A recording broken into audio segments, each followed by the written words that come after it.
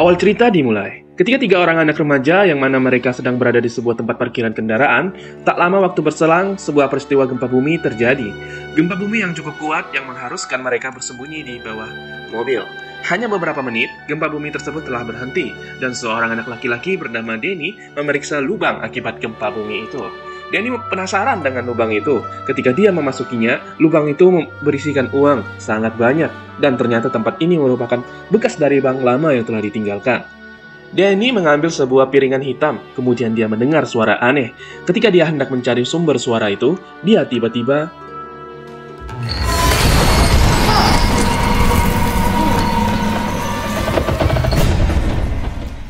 patung Yesus disalib mengejutkannya. Keanehan ruangan ini tak berhenti sampai di situ, karena sangat banyak kalung salib yang digantung.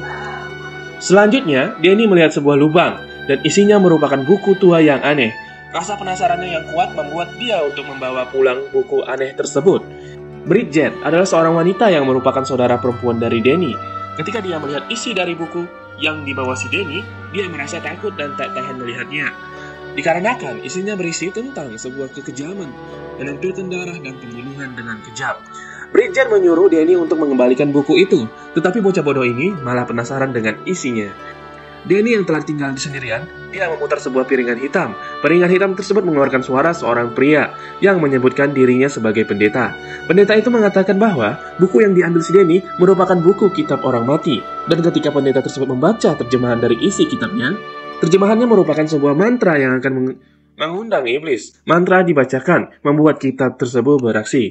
Dan selanjutnya, di sisi ibunya Denny, yang mana dia sedang berjalan dan seketika itu dia terlempar seperti ada yang mendorongnya.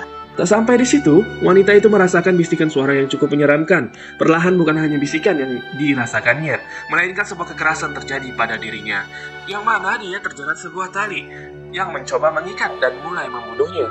Walaupun perempuan ini melawan, tapi itu percuma, karena kekuatan iblis tersebut tak ada yang bisa mengalahkannya. Selanjutnya, ketika anaknya sedang mencari ibu mereka perlahan-lahan mendekat dengan gaya berjalan yang cukup aneh. Tingkahnya pun tampak tidak normal. Itu dapat dilihat dari ketika dia mencoba untuk memasak. Telur yang hendak dia masak sangat berantakan, serta gaya bicaranya juga sangat menggelantur. Dan tiba-tiba wanita ini mulai merangkak dan mendatangi mereka. Tak lama waktu berselang, dia menumpahkan segentong air dari mulutnya. Setelah itu dia pun mati tak bergerak. Denny dan bibinya membawa wanita tersebut pergi dari apartemen ini.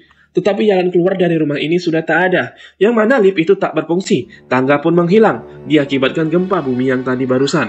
Mau tidak mau mereka membawa wanita tersebut ke dalam rumah. Bibinya si Denny, yaitu Betty, dia menemani kakaknya yang telah mati. Tapi secara tiba-tiba, wanita yang mati tadi hidup kembali dan tubuhnya sangat panas. Maka dari itu Betty merendam tubuh kakaknya di dalam air. Saking panasnya, air tersebut sampai mendidih. Kemudian wanita itu melompat dan bergantung di atas dinding. Dia langsung berteriak sangat kuat. Setelah itu, wanita tersebut pun jatuh. Tetapi dia mulai bergerak lagi dan menatap anaknya dan si Betty. Wanita tersebut memperlihatkan senyuman menyeramkan dan sambil berkata,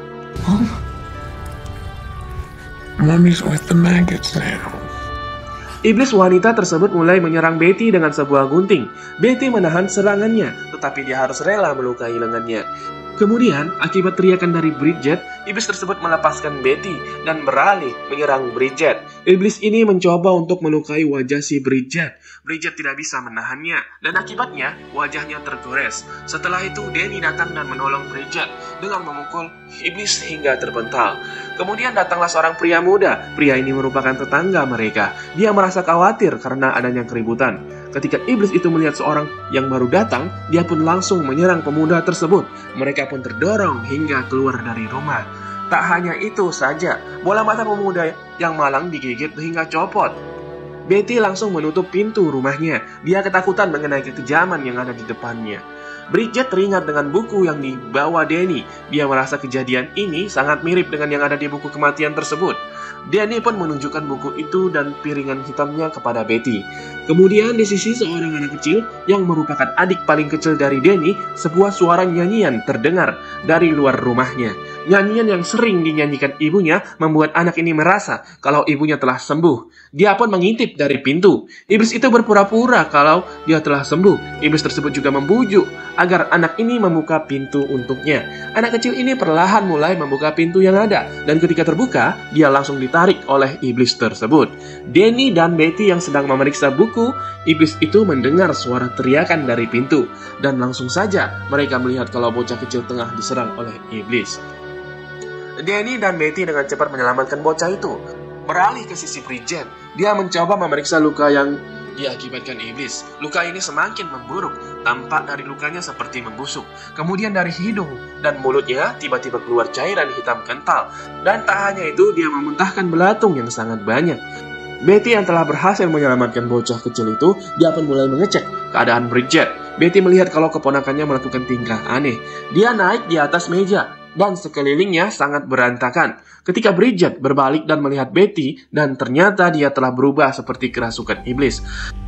Pemandangan yang mengerikan terjadi. Di depan matanya, Bridget memakan sebuah botol kaca, sampai botol kaca itu terus menimbul di lehernya ketika dia menelan. Dan tak hanya itu, iblis ini mengatakan kalau dia sedang membunuh ulat di dalam perut. Perlahan dia mulai menyerang Betty. Dia tidak berhasil kabur, sehingga iblis tersebut berhasil melukai kaki dari Betty. Selanjutnya, Danny datang dan dia langsung dikejar iblis. Casey merupakan seorang bocah waktu itu, tidak sengaja menusuk kepala iblis tersebut. Setelah itu, iblis itu pingsan dan tak sadarkan diri. Mereka pun mulai mengikatnya. Selanjutnya Betty mencoba untuk mendengar rekaman piringan hitam itu. Dia merasa kalau ada sebuah petunjuk untuk mengalahkan iblis tersebut. Iblis wanita yang ditinggalkan di luar, dia menemukan jalan untuk masuk ke dalam rumah mereka. Jalan ini melalui ruangan ventilasi udara. Bridget yang diikat bangkit dan mulai mengejar Casey. Disinilah Danny dengan cepat menolong adiknya. Walaupun begitu, Danny harus tertusuk dengan pisau. Kemudian si Danny membakar iblis sehingga dia berhasil terlepas dari cengkramannya. Betty mendengar suara dari rekaman tersebut, tetapi dia tidak menemukan cara mengalahkan iblis itu, yang mana pendeta tersebut mengatakan semua yang telah dilakukan seperti membacok, membakar, mengubur, tak ada satupun tindakan itu yang dapat membunuh iblis, dan pada akhirnya dia pun mati. Betty terkejut ketika dia melihat bayangan iblis berada di belakangnya. Dengan cepat Betty menusuk iblis itu, tapi tidak akan mempan dan langsung saja dia terdorong. Betty melihat kalau Danny terluka parah dan telah mati. Iblis yang berusaha untuk membunuhnya beserta bayi yang dia kandung, gunting yang dilemparkan Casey berhasil dia tangkap dengan langsung menusuk ke kepala iblis tersebut. Betty dan Casey langsung keluar dari rumah ketika iblis tidak bisa bergerak sesaat. Betty berusaha untuk menghancurkan gembok dari pintu tangga darurat. Beberapa saat kemudian, iblis itu datang mulai mengejar mereka. Kebetulan Betty menggunakan shotgun dan langsung dia menembak iblis itu. Beberapa mayat yang mati kembali hidup dan berubah menjadi iblis yang mengerikan. Para iblis berusaha bergabung dengan induknya. Inilah kesempatan bagi Betty untuk melarikan diri. Mereka berdua menuju lift. Ketika mereka berdua sampai di tempat parkir bawah tanah, iblis yang telah bergabung dengan mayat-mayat yang ada mulai mengejar. Penampilan semakin menjijikkan yang mana iblis tersebut masih mengejar mereka. Di sini mereka berdua berlari dengan cepat dikarenakan sebuah pintu hendak tertutup.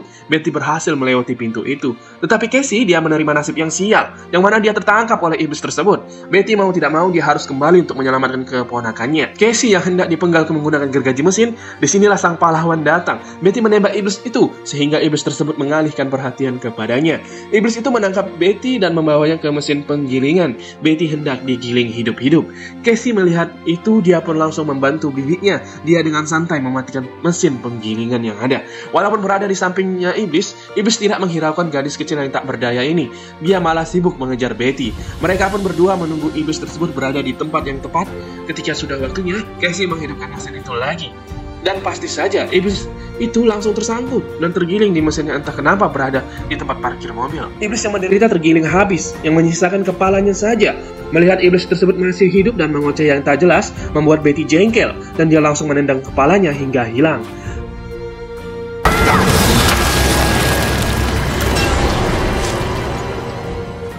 Akhirnya mereka berdua selamat dan langsung saja dia meninggalkan tempat yang mengerikan tersebut.